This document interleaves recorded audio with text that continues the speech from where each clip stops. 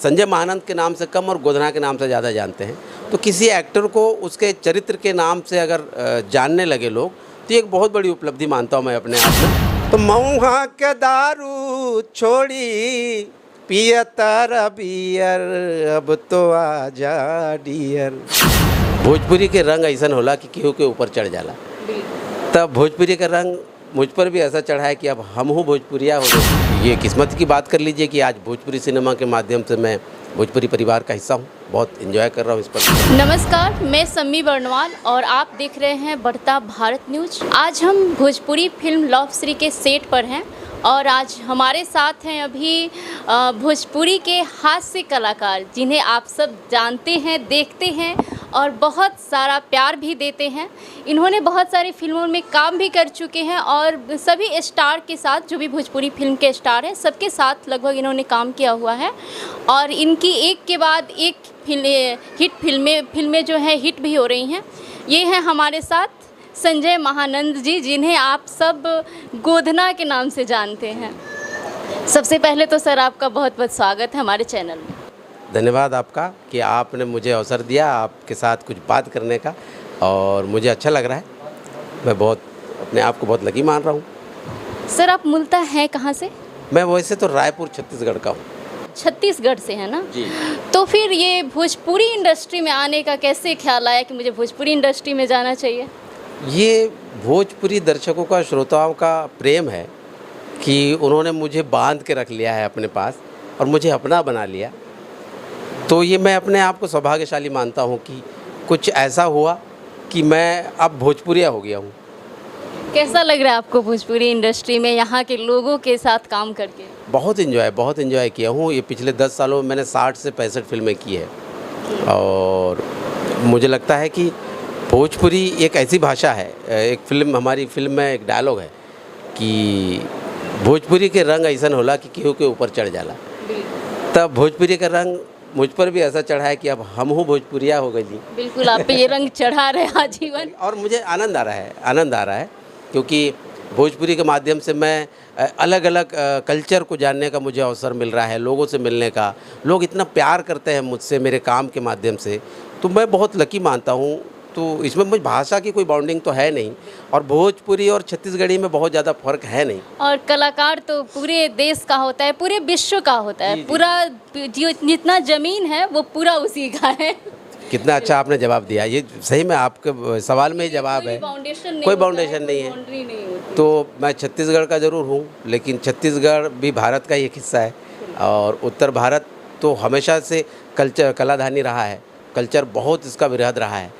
तो गीत संगीत मुझे शुरू से प्रभावित करता रहा है और ये किस्मत की बात कर लीजिए कि आज भोजपुरी सिनेमा के माध्यम से मैं भोजपुरी परिवार का हिस्सा हूँ। बहुत एंजॉय कर रहा हूँ इस पर। और ये जो लव श्री फिल्म है, ये किस तरह की फिल्म है और आपका जो है इसमें रोल क्या है?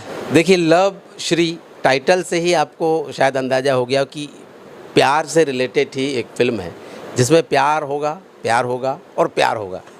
और मेरा काम जो है मनोरंजन और इंटरटेन का है, कॉमेडी का है।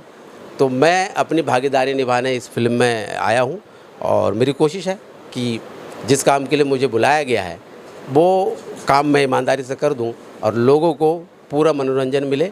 प्यार मोहब्बत के साथ हम हंसते गुदगुदाते एक अच्छी फिल्म बनाकर लोगों को पेश करें।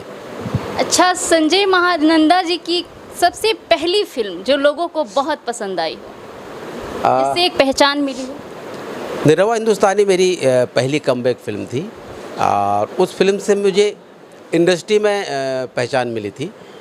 लेकिन ऑडियंस के बीच में अगर मैं सच कहूँ तो राजा बाबू, निरहुआ हिंदुस्तानी के बाद जो राजा बाबू फिल्म आई थी, राजा बाबू का जो गोधना है वो लोगों के जहन में, लोगों के दिल दिमाग में ऐसा घर कर गया कि लोगों ने मुझे अपना उपनाम ही मिल गया, निकनेम मिल गया। लोग मुझे संजय महानंद के नाम से कम और गोधना के नाम से ज़्यादा जानते हैं।